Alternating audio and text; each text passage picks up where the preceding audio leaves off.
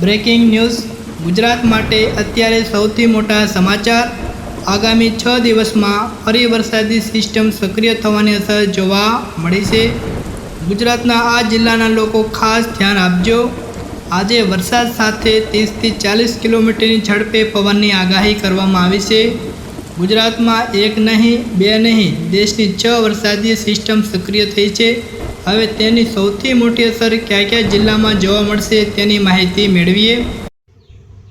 દેશમાં 6 વરસાદી સિસ્ટમ સક્રિય, ગુજરાતમાં આગામી 6 દિવસમાં જોવા મળશે તેની અસર। રવિવારે 15 જિલ્લામાં એલર્ટ, દક્ષિણ ગુજરાતમાં ભારે વરસાદનું એલર્ટ આપવામાં આવેલું છે। રવિવારે 15 જિલ્લામાં એલર્ટ। હવામાન વિભાગ અનુસાર ઉત્તર ગુજરાત સહિત વિસ્તારોમાં વાવ, થરાદ, બનાસકાંઠા, પાટણ, મહેસાણા, સાબરકાંઠા, અરવલ્લી, મહીસાગર, પંચમહાલ, દાહોદ, નર્મદા જિલ્લાના 30થી 40 કિલોમીટર પ્રતિ કલાકની ઝડપે પવન ફૂંકાવા સાથે વરસાદની આગાહી કરવામાં આવેલ છે। દક્ષિણ ગુજરાતમાં તાપી, ડાંગ, નવસારી, વલસાડ જિલ્લામાં ભારે વરસાદને પગલે યલો એલર્ટ જાહેર કરવામાં આવ્યું છે। 17થી 21 ઓગસ્ટ સુધી વરસાદની આગાહી। બીજી તરફ રાજ્યમાં આગામી 17 ઓગસ્ટથી 21 ઓગસ્ટ સુધી ગાજવીજ સાથે હળવા વરસાદની આગાહી છે, જેમાં રાજ્યના મોટાભાગના વિસ્તારોમાં વરસાદના ઝાપટા પડી શકે છે। દેશભરમાં ચોમાસાની સિસ્ટમ સક્રિય થતાં હવામાન વિભાગ દ્વારા મહત્વની આગાહી કરવામાં આવી છે। મિત્રો, 6 વરસાદી સિસ્ટમ સક્રિય થવાથી હવામાન વિભાગ દ્વારા આગાહી કરવામાં આવી છે। સવારના સમયે દક્ષિણ પૂર્વ ઝારખંડ અને આસપાસના વિસ્તારો પર સર્જાયેલું લો પ્રેશર યથાવત રહ્યું છે, જેની સાથે સંકળાયેલું સાયક્લોનિક સર્ક્યુલેશન દરિયાઈ સપાટીથી 4.5 કિલોમીટરની ઊંચાઈ સુધી વિસ્તરેલું છે। જોકે આગામી 12 કલાક દરમિયાન આ સિસ્ટમ નબળી પડે તેવી શક્યતા છે।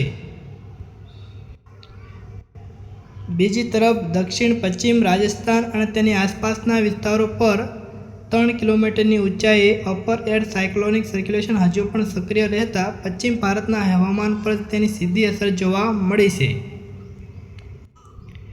હવામાન નિષ્ણાતોના જણાવ્યા અનુસાર મોન્સૂન ટ્રફ હાલ ફિરોજપુર, રોહતક, ઓરાઈ, સિદ્ધી અને ઝારખંડના લો પ્રેશરના કેન્દ્રમાંથી પસાર થઈને દક્ષિણ પૂર્વ તરફ પૂર્વ મધ્ય બંગાળની ખાડી સુધી લંબાઈ રહી છે।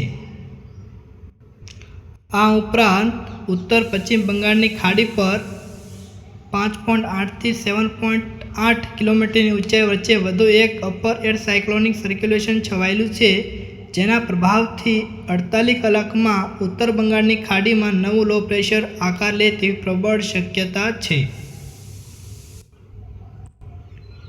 હાલ નીચલા સ્તરે દક્ષિણ પશ્ચિમથી પશ્ચિમી પવનો ફૂંકાઈ રહ્યા છે, જેના કારણે આગામી દિવસોમાં વિવિધ વિસ્તારોમાં વરસાદી માહોલ વધુ તીવ્ર બની શકે છે।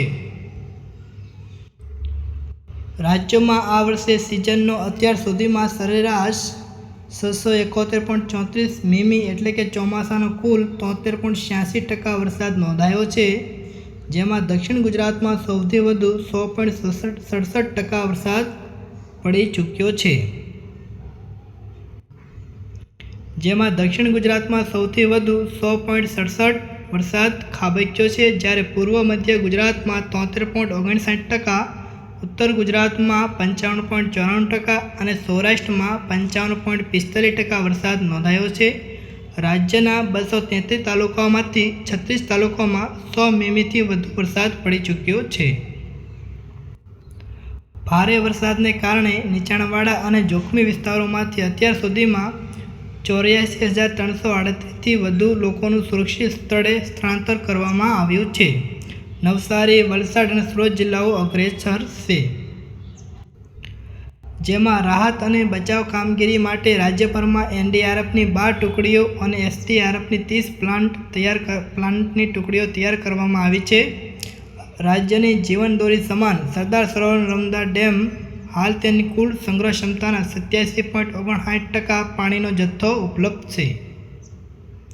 આ સિવાય જોઈએ તો રાજ્યના 206 અને અન્ય જળાશયોમાં 65.55% પાણીનો સંગ્રહ થયો છે, જે પૈકી 27 ડેમો 100% ભરાઈ જતાં સંપૂર્ણ ચલોચલ થયા છે, જળ સંગ્રહની સ્થિતિને ધ્યાને રાખીને રાજ્યમાં 40 ડેમોને હાઈ એલર્ટ, 6 ડેમોને એલર્ટ અને 12 ડેમોને વોર્નિંગ પર રાખવામાં આવ્યા છે.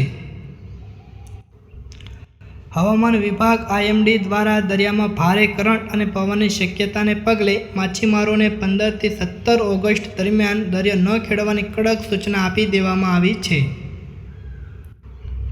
દક્ષિણ પશ્ચિમ રાજસ્થાનમાં સાયક્લોન સર્ક્યુલેશન 48 કલાકમાં બંગાળની ખાડીમાં નવું લો પ્રેશર સહિત 6 સિસ્ટમ સક્રિય થઈ છે.